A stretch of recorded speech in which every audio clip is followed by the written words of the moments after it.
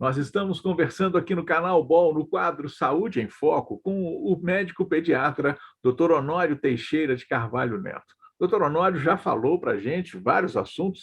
Nesse quarto bloco agora, nós teremos a oportunidade de conversar com ele sobre a posição em que a criança deve dormir, sobre a assadura também. Então, doutor Honório, mais uma vez, seja bem-vindo aqui ao canal BOL para falar um pouquinho para as mães. Pois não, Salim, estamos às suas horas. É um prazer novamente estar junto com vocês. Doutor, então eu vou começar perguntando sobre qual é a melhor posição para a criança dormir. Barriga para cima, barriga para baixo, de lado? Como é que é essa história, doutor? Antigamente todos dormiam de bruços, né, Salim? E depois viu-se que o risco de dormir de bruços é muito grande, pelo risco que essas crianças elas vomitam muito até o sexto mês. A gente já falou sobre a regurgitação, e elas podem se afogar no próprio vômito. Então, elas têm que dormir ou de barriguinha para cima ou de lado, mas jamais de bruço. A partir, normalmente, do terceiro ou quarto mês de vida, elas gostam de ficar um pouquinho de bruço. Mas se elas não estão dormindo, isso é até bom, que ajuda a fortalecer a musculatura cervical, a musculatura do pescoço do neném. E faz com que ele fique mais durinho, porque a partir do segundo mês, o neném já não quer ficar mais deitado no colo. Né? E as vovós ficam, não, esse menino vai ficar com a coluna torta, ele não pode ficar sentado, né? Tem que ficar deitado. E ele não quer ficar olhando para o céu, ele tem que olhar para frente, né? Que o mundo é bonito, é olhar de frente, igual eu estou te vendo. Né? O bonito da vida é você olhar, vai ficar olhando para o céu o tempo inteiro? Então, as crianças, a partir do segundo mês, elas já estão durinhas, elas já querem ficar sentadas, elas não gostam de ficar no colo, deitada, de barriguinha para cima, tá? E isso não tem nenhum problema com relação à coluna. Existe um mito no meio da comunidade com relação a isso, que não tem razão para isso. Elas querem ficar sentadinha, olhando o mundo de frente, e dormir sempre de barriguinha para cima ou de lado, não dormir de bruço, pelo risco de, se ela vomitar, ela tem risco de aspirar esse vômito e provocar, pode até morrer com pneumonia aspirativa. Então, a maneira de deitar é, normalmente, barriguinha para cima ou de lado. Perfeito. Bom, doutor, agora eu queria conversar sobre a assadura, até porque no decorrer da nossa entrevista, em algumas partes, o senhor mencionou sobre a pele da criança, que é extremamente fininha, ainda é muito sensível, até sugeriu a questão do banho, em que a criança não deve se utilizar o sabão, o sabonete, mais de uma vez no dia, em função dessa questão da textura, né, da pele, da epiderme da criança. Agora, sobre a assadura, o que o senhor pode falar para os pais, para as mães, porque é realmente um fator que acaba incomodando bastante a criança, não é verdade? Sem dúvida, Salim. E é muito frequente. Com frequência, a gente vê crianças, às vezes, chegam no consultório, ou nos próprios ambulatórios onde a gente atende, você costuma tirar a fralda da criança, tem até sangramento. Você imagina o transtorno que esse neném está passando. Está chorando, né? Porque a pele é muito fininha, essa pele é muito sensível. Uhum. E a urina e as fezes do neném, elas são muito ácidas. Então, o contato da urina e das fezes com essa pele sensível desse neném provoca uma queimadura química. É como se você estivesse jogando um ácido na pele. Por isso que chama-se assadura, queimado. Está queimado. Então, se o neném está assado, por que ele está assado? Porque a troca de fraldas não está sendo feita de uma maneira mais rápida. Tem mães que falam com a gente, não, doutor, eu troco toda hora. Eu sei que a senhora troca toda hora, mas não está trocando com a devida rapidez que o caso necessita. Principalmente as crianças mais claras. Quanto mais clarinhas as crianças, mais fina é essa pele. Então, ela tem muito mais probabilidade de assar. O que nós temos que orientar? Não deixar a criança molhada. Urinou ou evacuou, essa troca de fralda tem que ser feita. o mais rápido possível. E, se possível, utilizar um produto, uma pomada, para evitar o contato da urina e das fezes com a pele. O que essa pomada vai fazer? Nós temos vários tipos de pomadas no mercado, que a gente não precisa nem citar o nome, que todas as mães conhecem. A finalidade dessa pomada é formar uma barreira entre a pele do neném e a fralda, evitando o contato da urina e das fezes com a pele do neném, vai formar uma barreira. Então, esse vai evitar, evitando esse contato, essa criança não vai assar.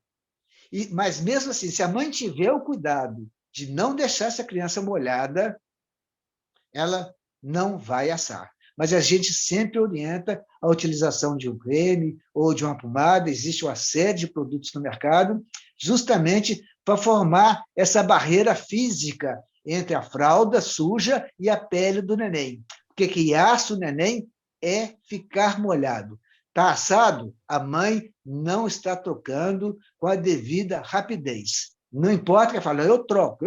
A gente ouve isso todo dia. Troca, mas não troca com a devida rapidez. E hoje, nós temos um grande problema, porque eu sou pediatra ainda, quando eu comecei, meus filhos todos usavam fralda de pano, não existia fralda descartável. A fralda de pano era uma beleza, porque o neném urinava ou evacuava, na mesma hora ele sentia-se altamente desconfortável. Então ele começava a chorar, exigir, e a mãe logo ia lá e trocava. Hoje, essas fraldas vêm acompanhadas de gel, absorventes, então a criança urina ou evacua, ela não se sente desconfortável. Então ela não reclama. E, por sua vez, a mãe costuma botar uma fralda aí 6 horas da noite e vai trocar 6 horas da manhã. Não tem jeito. Mesmo você utilizando uma pomada preventiva para assadura, essa criança vai assar. E chega a assar de uma maneira que, às vezes, chega até ocorrer sangramento. E como essa pele está muito irritada, porque ela está queimada, toda vez que ela urina, o contato da urina e das fezes com essa pele irritada vai provocar um enorme desconforto para essa criança. Então, não pode ficar assada e a troca de fraldas tem que ser feita de uma maneira rápida. Por isso que eu sou ainda a favor, ainda bem da minha velhice, porque as fraldas de panos evitavam muito essas condições hoje de assadura, que hoje são muito mais frequentes que quando a gente utilizava simplesmente as fraldas de pano, justamente porque ela fica desconfortável e a criança, na mesma hora, ela reclama do desconforto e a mãe tinha que trocar, o que não acontece hoje pelas essas fraldas de alto padrão que a gente tem aí por aí. Eu ia até comentar exatamente isso, parece que o senhor antecipou realmente, porque naquela época, eu pelo menos, quando eu era pequeno, era fralda de pano também, né? E passei por essa fase aí de assadura e tudo, não lembro de nada não, mas com certeza dei muito trabalho para minha mãe. O fato é o seguinte, doutor, a gente percebe uma evolução muito grande em termos de oferta de pomada, de fralda descartável, de um monte de coisa. Mas nada, doutor, nada supera a experiência que o senhor tem, que o senhor já carrega ao longo desse período em que o senhor atua como médico, como pediatra, para poder mostrar, né, nessa série de entrevistas que nós estamos fazendo aqui no canal BOL, estamos mostrando para os pais, para as mães, essas situações que merecem realmente ser destacadas e que sirvam, né, de ajuda para todos que estão aí começando a criar os seus filhos. Doutor, eu queria agradecer demais a sua participação conosco aqui, viu, doutor? Ô, Ricardo, só acrescentar mais um pouquinho, se a gente puder alongar mais uns 2 ou 3 minutinhos, a respeito da erupção dentária, que as mães ficam preocupadíssimas com dente, porque esse menino está chorando, é dente que está nascendo. Dente, Sabinho, só traz problema para o neném 2 a 3 dias antes da rotura, dele se romper, até uns 2 ou 3 dias após a rotura. Dente não dá febre, dente não dá diarreia. Tá? Isso é um mito que existe no meio da população, que nós temos que acabar com isso. A criança, normalmente, a partir do 2º, 3º mês, ela já começa a levar tudo a mão na boca, porque a forma de experiência da vida dela é pela sucção, que é chamada fase oral do desenvolvimento. Então, tudo é para a boca, ela já começa a babar, já começa a forçar a gengiva, tá? Mas a erupção dentária, ela é muito instável, cada criança tem o seu período. Tem criança que com 6 meses já tem 2 dentes, tem criança que chega com 1 ano de idade e ainda não tem dente, e a gente sabe que quanto mais tarde ocorre a erupção dentária, melhor, porque esse dente ele vai ter uma durabilidade muito maior, porque a higienização, antes do primeiro ano de vida, é muito mais difícil para você utilizar a escova, né, ou uma gaze enrolada no dedo, mas a gente orienta já os pais que, a partir do 6º mês, essa higienização deve ser feita, né, com uma gaze enrolada no dedo, ou tem umas dedeiras de silicone, não importa, mas a partir do 6º mês já deve ir já fazendo uma higienização. Se usar um creme dental, ele não pode ter flúor, porque a criança engole esse creme dental, e se tiver flúor, vai acontecer um fenômeno chamado fluorose,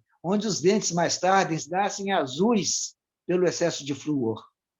E lembrar que a erupção dentária, cada criança tem um jeito, e ele não é causa de diarreia, não é causa de vômito, não é causa de dor. 2 a 3 dias antes de romper, a criança fica um pouco mais agitada, o que vai passar.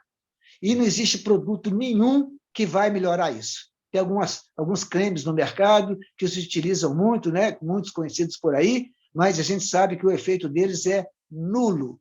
A gente não proíbe a mãe de utilizá-los, mas o efeito é zero, não justifica. Tá? Então, com relação à erupção dentária, os pais têm que ficar cientes que cada criança tem o seu tempo, e dente não traz transtorno nenhum. Não, perfeito. Doutor, eu quero fazer mais uma pergunta, se o senhor me permitir.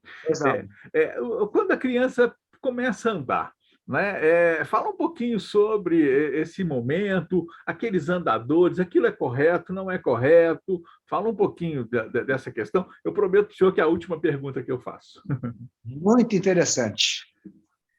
Ricardo, esse andador, já houve um trabalho feito pelos pediatras junto à Sociedade Brasileira de Pediatria para proibir a venda de andadores, pelo alto risco de acidente que acontece com o andador. Às vezes, um degrau de 1 centímetro é o bastante para a criança esbarrar com o andador e ela vai cair sempre como? De face no chão. Então, ela vai bater com a boca, com o rosto, vai quebrar dente, né? Vai ter cicatrizes, às vezes, por resto da vida. E o andador não faz com que essa criança vá andar mais rápido. Toda criança tem o seu tempo. Nós temos que respeitar o limite de cada uma delas. O ato de andar ou não depende do acompanhamento, do desenvolvimento neuropsicomotor, né, que a gente vai acompanhando mês a mês com cada criança. Se essa criança tem um desenvolvimento dentro do padrão esperado para a idade, não importa. É a mesma coisa com relação à fala.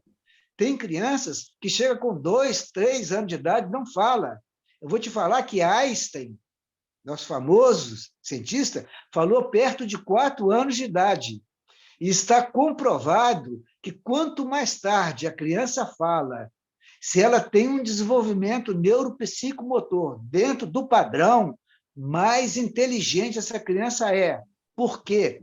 Porque os neurônios eles aumentam de tamanho e aumenta a capacidade de manter informações. E isso é plenamente correto e já li trabalhos a respeito disso, que é outra coisa que os pais ficam preocupados é com a fala. Se a criança tem um desenvolvimento normal, já entende o que fala, tem interação com outras crianças, né? Porque a gente tem que tirar os transtornos do espectro do autismo, que a gente obrigatoriamente tem que fazer um diagnóstico antes de 1 ano de idade. Isso é um fator para a gente saber o que é normal, o que não é normal. Então, quanto mais tarde fala, se essa criança tem um padrão de desenvolvimento normal, mais inteligente essa criança é. Com relação a andar, cada um tem o seu tempo. Então, o acompanhamento pediátrico ou a equipe multiprofissional que acompanha essa criança é que vai estabelecer se existe alguma normalidade ou não. Tá? Não, É isso, perfeito. mais ou menos, o que a gente tinha para colocar, e a gente fica muito feliz em poder passar essas informações, que eu tenho certeza serão de plena utilidade para todas as mamães, que elas gravem e repassem o que nós falamos, porque isso a gente não encontra em livro de pediatria. Isso a gente aprende no dia a dia no nosso consultório. É Muito claro. obrigado a vocês pela oportunidade e a gente espera novamente contar com a, a rádio e o portal Barbacena Online, dessa importância em saúde pública de orientar e de educar a população. Muito prazer, muito obrigado, parabéns pelos 20 anos de vocês. Que Deus conserve. Muito bem, doutor. Nós é que agradecemos realmente a sua oportunidade de falar para os pais, para as mães, sobre essas questões envolvendo os primeiros momentos do bebê, da criança, e que possam também, quem estiver nos acompanhando, que possa fazer bom uso dessas informações. Muito obrigado, doutor. Muito Canal obrigado, Ball doutor. Um aqui. abraço, até a Obrigado, próxima. doutor. Canal Ball aqui tem conteúdo de qualidade. Olá, o Barbacena Online convida você para participar de nosso canal. É muito fácil, curta o vídeo, clique no botão de se inscrever aqui embaixo e no sininho para receber notificações sempre que tivermos um novo vídeo. Aqui tem conteúdo de qualidade.